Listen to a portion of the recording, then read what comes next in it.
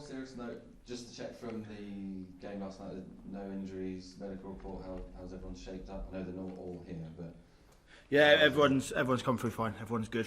Obviously, like you said, they're not all here, but they've all had physio checks before they went to have a few days of downtime, so to speak. But yeah, everyone's all good. Everyone's healthy. Can I just ask about the downtime generally? As it's come maybe at quite a nice time. You've won your first 3 games. Everyone's gone around the country a bit. Some have stayed here, and you come back on Thursday. Is that right? And just can you talk about the process of the next few days and how everyone's enjoying their time, I suppose? Yeah, so look, I think players have dispersed around different parts of France to have a few days with families. I think if you look back on how intense campaigns can be, and you're with each other all the time. And when we were over in England and Penny Hill, we did have breaks at the end of the week, so you can go back and see your family. But it does become quite intense, and you're with the same people all the time. So I think it's quite nice to actually have that mental, not just that physical break, but that mental break away and actually go and see your loved ones, because it is your loved ones who, people say, players make sacrifices, players make decisions. It's the loved ones who make the sacrifices. So it's great that they can be here, and seeing them here in around the hotel in our environment is brilliant. But also that people can go away and just have that recharge with their family.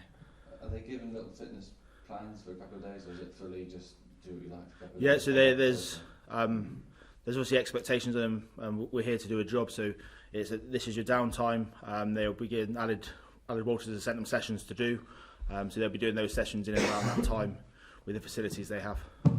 Apart from enjoying the hash browns, how are you feeling the time, Tom? I'm relaxing by watching scrums, and that's what I do. No, I've been doing a little bit of training. I saw the sights of the 2K on Sunday night, was fantastic. Probably had one too many ciders. I found the one bar that serves cider over here and enjoyed myself. Do you have like a go-to way to unwind from rugby if you just find yourself dedicated to so many hours to it, you just need a breather from it? Is there something that you do to take your mind off it? That's a great question. Probably not specifically. I like to train, so when I train I find that my mind relaxes, and I actually get better ideas when I train, because my mind relaxes and I start thinking again about rugby or something, and I come up with a new idea. So that'd be one way. Again, for me, spending time with family. So I got 24 hours with my wife and son, was fantastic. And then they went back on Sunday, so kind of back to it for me. But yeah, it was brilliant to see them. Has the break come at a good time for England? You've got those 3 wins. I imagine the confidence is pretty high, spirit's good. Yeah, look, I think for me personally, I think the break is good now. So you do that block of 3 games, then you go now, then we put our focus into Samoa coming up. I think it works quite nicely just to refresh the bodies and mind and get our focus into Samoa. So I think it has come at quite a good time for us. And did you watch the Ireland-South Africa game? And did that give you an insight of what the kind of level of performance it will take to win the competition? Yeah, I think watching that game, if you watch South Africa, New Zealand at Twickenham, I think when you watch those games, you see. Look, we know what the level is required to do to achieve something special. But what we do is we just go about focusing on ourselves. How can we get better? But yeah, there's a great intensity to that match. And a great position to be in, that everyone's fit and also available now, obviously, because Tom will come back, Tom Curry, won't he? I guess he must be, just itching to get going, because we all know that there's one, that card was one of those things where these are sort of rugby incidents, aren't they? But some of them are ending up red cards. Not asking you to comment on that, but just the fact that he's back and was trusted to go straight back in straight away because he keeps himself in such great shape. He'll be another boost once he's to the squad coming back. Yeah, so he's a unique player in the terms of, I don't think I've come across anyone so fit or so willing to work hard and put himself through what I would call pain, but he seems to just enjoy it and keep going.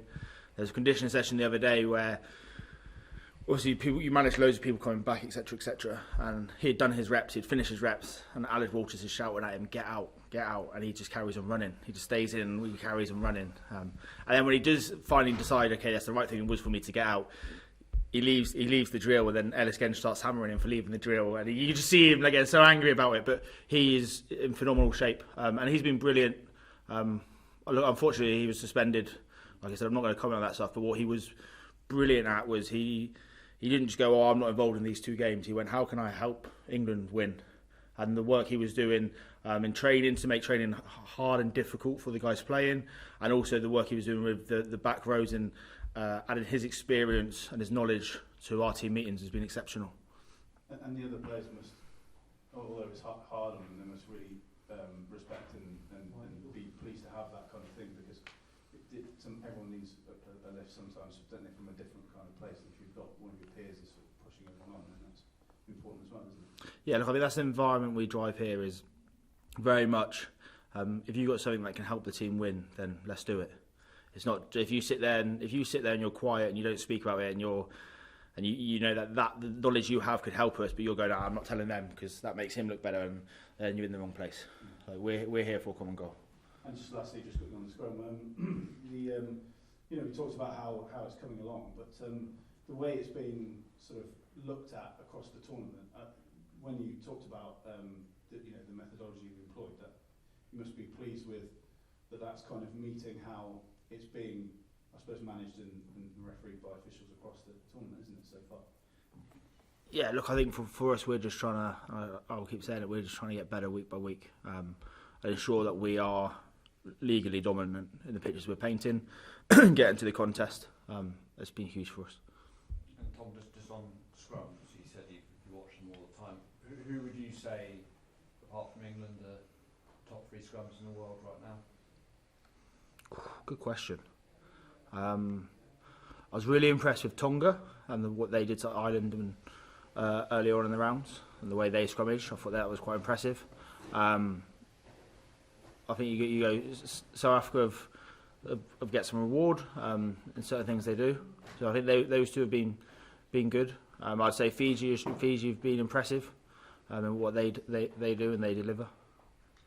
When you're watching all those scrums, is it England scrums that you're particularly focusing on? Is it your next opponents? Is it just scrums across the tournament? Is it all 3? So if I went in order, it would go England, next opponent, then just scrums. I've been watching the Prem Cup scrums back in England. I've been watching all sorts. How many hours? I wouldn't time it. I wouldn't want to know. I wouldn't want to know. Mario asked me every single day off, if he started for the first 3 weeks, what have you done today? I said, watch scrums. By the 4th week, he stopped asking me, he just told me. He said, who have you been watching? So that's what I've been doing. And just on the guys who sort of scatter across France, is there a sort of, do they have to sort of check in like every 12 hours, or like?